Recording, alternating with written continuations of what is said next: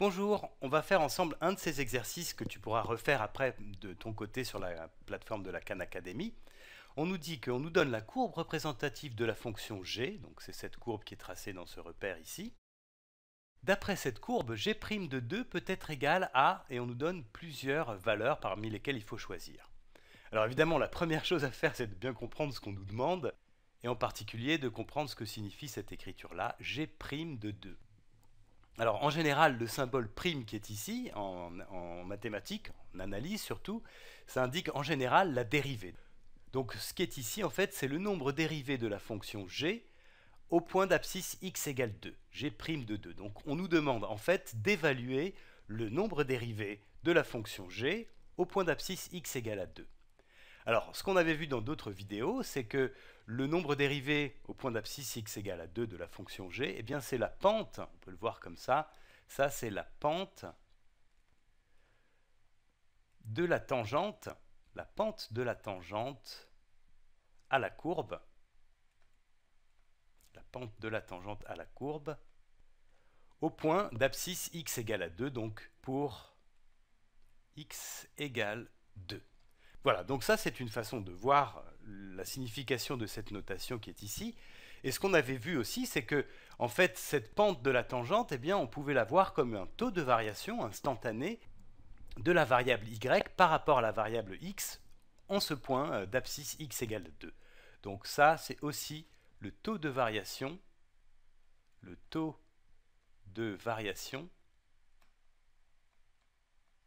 instantané de la variable y par rapport à la variable x,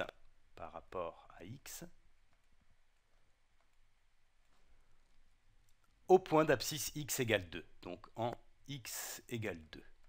Voilà. Alors ici, on va se servir de ces deux façons de voir, de comprendre cette expression-là, g' de 2. En fait, ce que je vais faire, c'est tracer à peu près une tangente au point d'abscisse x égale 2. Alors ici, le point d'abscisse x égale 2, il nous est déjà tracé. X égale 2, c'est ici. Donc le point de la courbe correspondant, c'est celui-là qui est noté ici. Donc ce que je vais faire, c'est tracer une tangente à la courbe en ce point, à peu près, puisque ce qu'on nous demande, c'est une estimation de ce nombre dérivé g' de 2. On nous demande à quoi ça peut être égal. Et ensuite, je vais calculer le taux de variation de cette tangente. Estimer le taux de variation de cette tangente, plutôt. Donc ce que je vais faire, c'est tracer une tangente le plus proprement possible, à peu près, qui passe par ce point-là. Donc une droite qui touche la courbe en ce point-ci. Alors, je vais le faire comme ça. Voilà, à peu près. Voilà, c'est à peu près ça. Et maintenant, ce que je vais faire, c'est calculer le taux de variation de cette tangente, c'est-à-dire la pente de cette droite. Cette tangente, c'est une droite, et je vais en calculer la pente. Alors pour ça, il faut que je regarde de combien la variable y augmente quand la variable x augmente, par exemple, de 1 unité. Donc ici, je vais considérer une variation de 1 unité des abscisses, de la variable x en abscisse. Donc ici, c'est delta x. Et puis je vais regarder ce qui se passe pour la variable y quand j'ai augmenté la variable x de 1 unité. Et pour ça, je vais calculer la variation des y. Alors, je suis parti de cette ordonnée-là et j'arrive à celle-là. Voilà. Donc ça, ici, c'est delta y. Et maintenant, la pente de la tangente, eh bien, je vais la calculer tout simplement comme étant le rapport entre la variation de la variable y par rapport à la variation de la variable x, donc delta y divisé par delta x. Alors ici, delta y, on voit que c'est 3 unités, à peu près 3 unités. Donc je vais plutôt mettre un symbole à peu près égal, voilà, ça sera plus exact. Et donc ce que je disais, c'est que delta y est à peu près égal à 3, environ égal à 3, et puis delta x, lui, est égal à 1. Donc la pente de ma tangente, eh bien c'est 3 sur 1 à peu près, c'est-à-dire 3. Donc finalement, la réponse que je vais choisir, c'est celle-là. G' de 2 peut être égal à 3. Alors une petite remarque, c'est qu'il y avait des réponses qu'on pouvait éliminer d'office, c'était celle-ci, moins 3 et moins 0,25, parce que dans ce cas-là, ça voudrait dire que la tangente a une pente négative, donc que la tangente est décroissante, Et si la tangente est décroissante, ça veut dire qu'en ce point-là, la fonction elle-même est décroissante. Or ici, on voit bien que la fonction g est croissante sur tout son ensemble de définitions.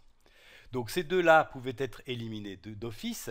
Il y en a une autre qui pouvait être éliminée d'office, c'est celle-ci, hein, c'est 0. Puisque si la tangente a une pente égale à 0, eh bien ça veut dire que c'est une droite horizontale, et donc qu'en ce point-là, il n'y a pas de variation. La variation est nulle. Et en fait, ici, le seul point de la fonction g où la tangente est nulle, eh bien c'est le point d'abscisse 0, qui est celui-ci. Voilà.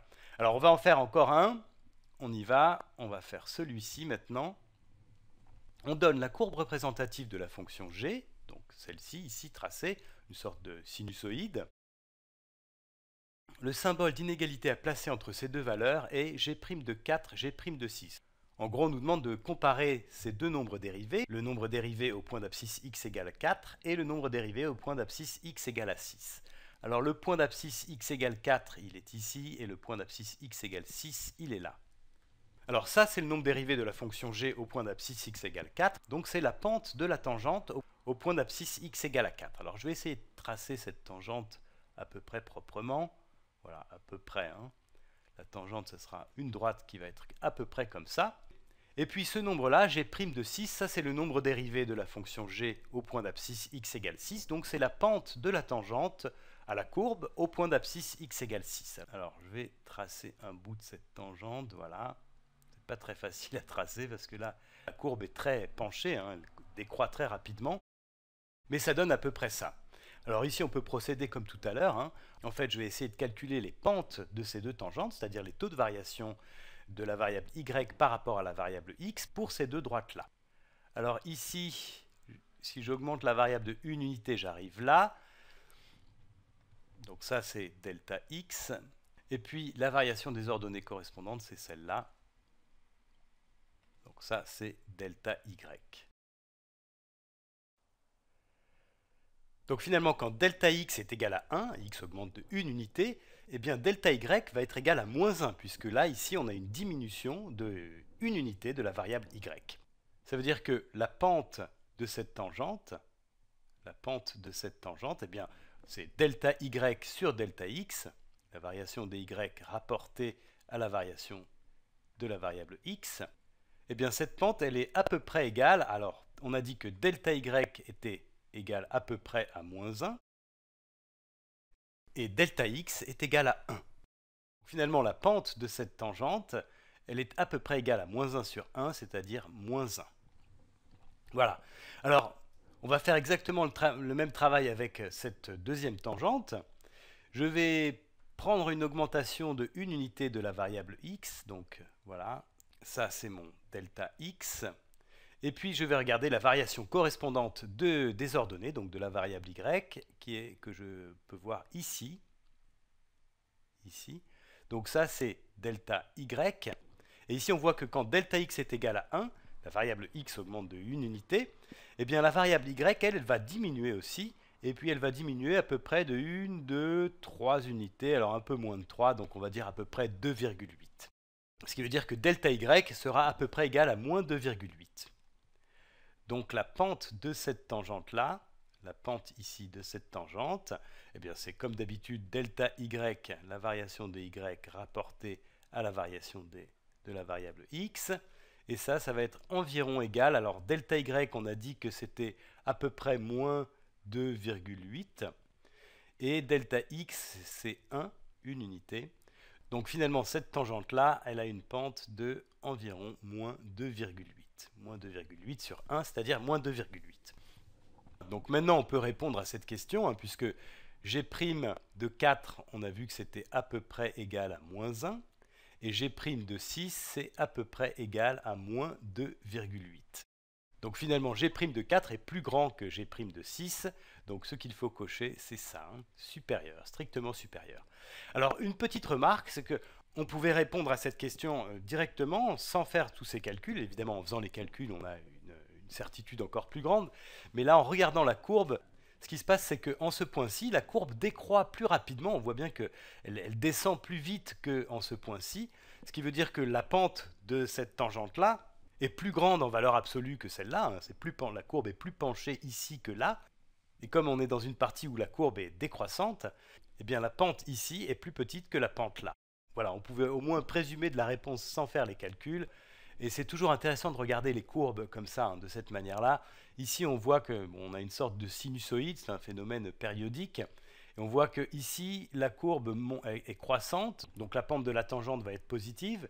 Ici, on arrive à un point où la tangente est horizontale, hein, donc elle a un coefficient directeur nul. Ensuite, elle est décroissante et elle décroît de plus en plus rapidement. Hein. On peut le voir ici comme ça. Voilà, elle décroît de plus en plus rapidement. Et puis quand on arrive ici, la décroissance se ralentit. Hein. Elle décroît de moins en moins vite, ce qui veut dire que la tangente a une pente de moins en moins négative, on peut dire ça comme ça, jusqu'à ce point-là où elle est de nouveau horizontale. C'est-à-dire que la tangente ici a un coefficient directeur nul. Ensuite, la courbe est de nouveau croissante avec une pente qui augmente rapidement. Voilà. Et quand on arrive par ici, eh bien, la pente diminue. La pente diminue pour finalement être nulle en ce point-là où la tangente est horizontale. Et ensuite, ça recommence exactement comme ici. Voilà, je t'engage à toujours bien regarder les courbes, bien étudier les courbes qu'on te donne, parce que cette étude-là te permettra de valider tes réponses et de voir si elles sont cohérentes avec ce qu'on te donne. À bientôt!